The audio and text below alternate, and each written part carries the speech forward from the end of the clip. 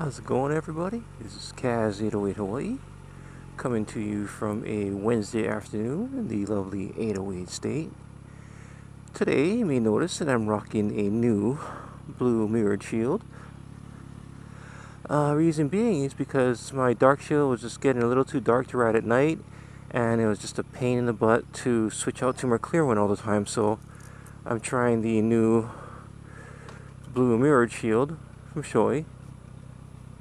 And it's kind of funny that I have new gear because it actually brings me to the reason as to why I'm vlogging today. Well, I vlog all the time, but today I have a specific reason for vlogging. One of my subscribers asked me to do a vlog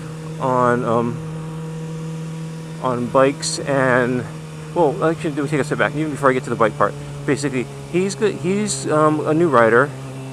He's going to be, well, actually, not even a new rider. He's going to be starting out, and he's looking to pick up a bike, and he's going to get some gear and the whole bit. So he asked me to do a vlog on things that he should know as far as gear, riding tips, what type of bike, all that kind of stuff like that. So that is going to be an incredibly long vlog all by itself. So today I'm just going to break it up into chunks. So today what I'm going to do is I'm going to touch upon gear. I'm not going to touch upon bikes yet because that is a whole new animal. But anyway, I'm just going to go and touch upon gear. So I'm going to start literally from the head down. Okay, your helmet, one of the most important pieces of gear that you're going to get. If you're going to scrimp on your shoes, you're going to scrimp on your pants, whatever, but you know what? Buy a good helmet. Okay, some people may argue with me on that, but you know what?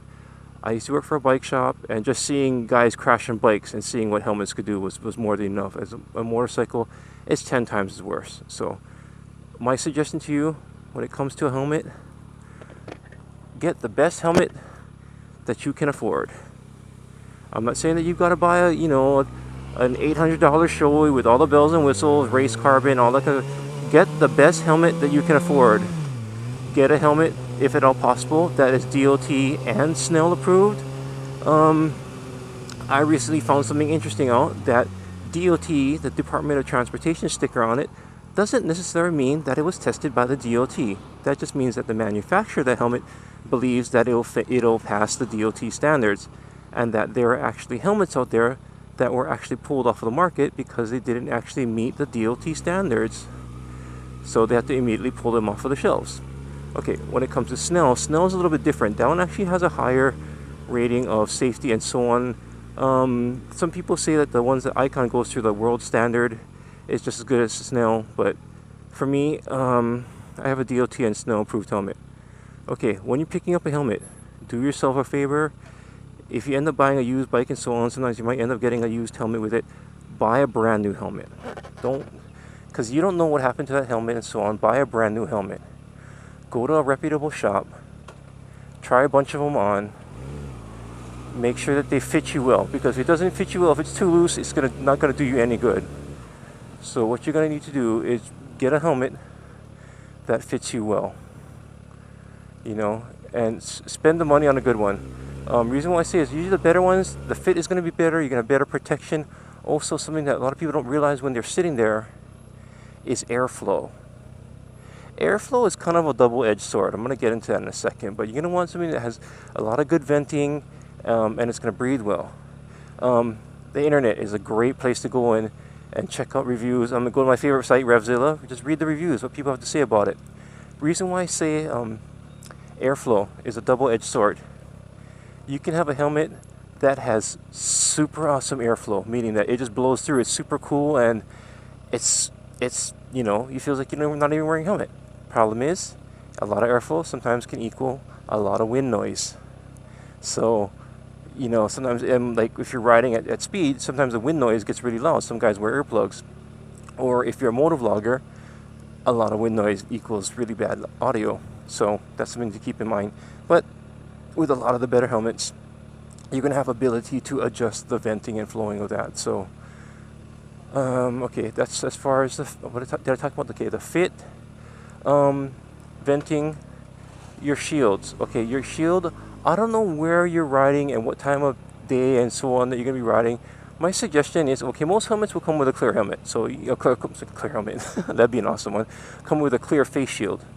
Okay, if you don't know when you're going to be riding, just stick with a clear face shield and, you know, throw a pair of sunglasses in your backpack or whatever. So that way, you know, if you need to, you can put on your shades. But as far as wearing the tinted or dark shields at night, until you get used to it, I don't know what the laws are in your individual states, but some states, it's actually illegal to ride with tinted shields at night. So I leave that up to you deciding and so on. But I'd say if you go with the clear lens, you can't go wrong because you can always wear sunglasses. If you want to, one of our guys here, Sweating Bullets, got the Bill, I think it's the RS1 with the photochromatic lens. This thing is badass. It's just like the sunglasses, like the glasses that you have that, you know, they change from clear to tinted. At first I was a little skeptical about that until I saw how dark his got. Amazing. I don't wear a Bell helmet, but the longer that Shoei takes to come up with a photochromatic lens, the more I'm starting to consider getting a Bell helmet. But anyway, so as far as your shield, I'd say go with a clear one for now. So you're going to want something that fits you well, something that's got a good approval rating, something that's going to be comfortable. You don't want it to be squeezing your brains out when you wear it. You don't want it to be loose. You don't want your head rattling around in it. Get a good fit. As far as what style, that's really up to you. I mean, I don't know what type of bike you're going to get, but a lot of guys, like a lot of the motor vloggers you see, are using the Icon variant, which looks super cool. However, because it has that nice little sun visor in the front, doing head checks at speed, what's going to happen is with that head visor, the sun visor, when you're doing head checks, it actually does a little bit of drag and pull. So that's something that you're gonna want to pay attention to. But if you're riding during the daytime and facing forward, it's really nice because, you know, it blocks out a lot of the sun. So anyway, that's something to consider. But, you know, as far as which helmet to choose, wow, there's so many out there. Well, let me put it to you this way. The group that I ride with, every single person, oh no, scratch that. Every single person in our group of 12 people has a different helmet. There's only 2 of us actually that have the same helmet. That's the Shoei RF 1100. That's it. Everybody else has different helmets. So, you know, it's whatever fits you the best and whatever's most comfortable. But the bottom line is helmet, most important piece of your gear. Okay. Any of my other viewers, feel free to chime in as far as what helmet you like and so on. But okay, after your helmet, okay, this is arguable. This is something that it really, as far as what your second importance, for me, it's kind of a toss-up. I think they're both equally important, but I'm talking about gloves. Talking about your gloves. Okay, gloves and your jacket. Reason why I say both is because coming from a cycling background and mountain biking and so on, whenever you crash, first thing you put down is your hands. Even if it's a minor crash, like you just tip over, you're not paying attention, your foot's stuck in your pegs on a bike, and you tip over, you fall down, you put your hand out. You're going to cut up the palms of your hands and so on. You know, it's very simple. If you had a pair of gloves, no cuts. Without gloves, cuts. And the funny thing is, you realize that when you have cuts in your hands, life sucks because, you know what, you use your hands for everything. So, gloves, very important. Something, make sure they fit. They're very comfortable. I just recently bought the SMX, the Octanes. Is it Octanes? Alpine Stars. Octane, I forgot what their name is, Octane something, but they're all leather, and I normally wear Alpine Stars. I normally wear an extra large or a large. The extra larges were too small. I actually had to buy a 2XL, and I had to stretch these out. It was amazing. They were like way too tight. So it just occurred to me I forgot to turn on my Bluetooth. But anyway, so it has to fit like a glove actually, because if it's too tight, you're not going to be able to grip your clutch and reach your brakes, and it's going to get uncomfortable. You're going to lose circulation to your fingers. Other thing too is you're going to want to make sure that they're not too loose, because I've actually had a pair of gloves that were too loose and your hands end up sliding around in them, and that's dangerous also. So make sure they fit well for you. As far as the type, leather, textile, you know what, leather and textile, it's really up to you. You know, it's going to provide grip, it's going to provide cushion, it's going to provide protection. I mean, some of the other ones now, they have this knuckle protection here. You know, so if you go down, padding and things, it's gonna be able to give you a lot of protection. But that, you know, I leave it up to you. Jacket. God forbid you go down. Hopefully you won't. But I was once told that there are two types of riders: riders that have gone down and riders that are gonna go down. So that being said, I like to be prepared. I've gone down, but my few thing is like, wear a jacket. Whether you want to go textile, whether you want to go leather, mesh, whatever, get something with padding. We're talking padding, elbows, shoulders, back protector. If you go down and you're tumbling, any bit of padding is going to help you out, keep you from getting hurt. And most of the better riding jackets now, they're going to be waterproof. They're going to breathe well. They're going to have like inserts you can take in and out. I don't know where you're at, how cold it is, but you can take out your inserts and so on. Main thing is it protects you if you go down. You know, I've got several different ones. I got some with external armor, I got some with internal armor, I got mesh, I got leather. I just like this one just because I like the way it looks, and it's just very reassuring. Yeah, so jackets, I mean, get one that fits you well, is comfortable. Waterproofing, you know what, I leave that entirely up to you. For myself, I have I took out the waterproof liner, and I just actually have some Alpinestars rain gear that I use. It's just a little more comfortable for me. Next thing, I don't know what you're going to put a higher importance on as far as this one. Whether you want to say it's more important for pants or shoes, but to me, I think they're equally important. Because I've seen what happens when guys go down in jeans. Of course, jeans are better than shorts, but not by a whole lot, you know. So, if you're riding, you know, to school or to work, of course, you're probably not going to be able to wear riding pants. But if you're going to be, you know, doing the weekend thing and just riding for fun, get a pair of riding pants. I mean, you can get a decent pair for, I'd say maybe 150, 170 bucks. You can get some that are cheaper, but I say some of the better ones with some of the features that you might like. I'd say 150, 170 is a good benchmark. Something that's gonna, you know, have some decent protection. For me, the one thing I look for: belt loops and pockets. As funny as that sounds, I just don't like the idea of the only thing holding up my pants being a little plastic buckle. And a lot of times the plastic buckles really aren't that durable. They tend to be, they almost look like rollerblade type buckles, and for me that's not enough. So belt loops is always nice to be able to have a belt, and pockets. The reason why I say pockets are important is because you're going to want to carry your wallet, you're going to want to carry your keys, and you're going to want someplace to put it. Unless you're using a tank bag, you know, then that's fine. But, you know, then you're going to have to worry about carrying your tank bag around and all. So pockets, a definite plus. Okay. This is completely off the subject, but I'm really liking the tint on this helmet. It's kind of like a bronzish color, so it's actually adding a decent amount of contrast. So I'm like, not bad. Okay, so anyway, back to the pants. Something that's gonna, you know, for me, like pockets, belt loops. A lot of the riding pants now are gonna have knee pads, hip pads. Reflectivity is really good too. I don't know if that's really a word, but reflective material on the pants, that's kind of nice, because a lot of times when you look at the side of a bike, you've got those, you know, dinky little yellow and red reflectors. That's about it. Having some reflective material on your pants, that's definitely a plus. As far as what type of material, you know what, it's really up to you. There's so many different types of material. For me, I live in Hawaii, so I like something that breathes really well. Something, of course, that's abrasion resistant, but I also like something that's going to breathe well, because I don't want to sweat my ass off when I'm riding, you know what I mean?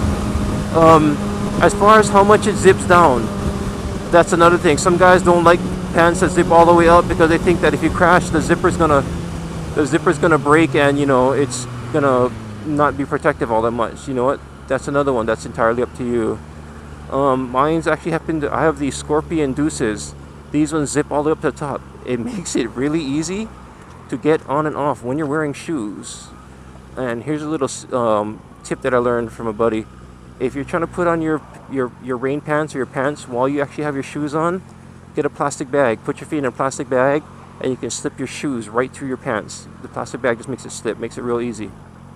Okay, anyway, so pants, important. Next one, actually I think this will be a little more important than pants. Shoes. You're gonna want something that's gonna one, provide you with good traction. I don't know how many times I've done this. I've dropped both of my bikes at the exact same place at Sandy's Beach because I was in the parking stall, backing up out of the parking stall, and there's some sand and grit on it, and I ended up slipping and ended up dropping my bike, which really irritated the shit out of me. But anyway, being able to have grip. Some people might argue with this, saying that, you know what, like a lot of the sport bikes, race bikes, whatever, when you're riding, you don't want a lot of the race shoes don't have a lot of tread on the bottom. The reason being is it allows you to transition and move around on your pegs while you're going through turns and all. Reason why I'm suggesting shoes with tread on it for you is because I'm assuming you're not going to be doing any racing anytime in the near future, and you're probably going to be doing, I'm assuming, daily ride or commuting ride and so on. So you're probably going to want a shoe that you can wear while you're going to and from school or to and from work and something, so you can use it for both. So something that's going to be able to provide you with tread, little bit of protection also as far as toe, heel, that kind of stuff, covers over your heel in case you ever go down your low side. Something that's going to protect your heel.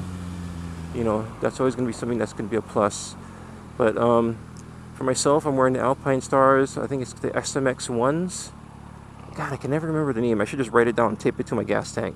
But the SMX ones, I don't know if you can see them right there.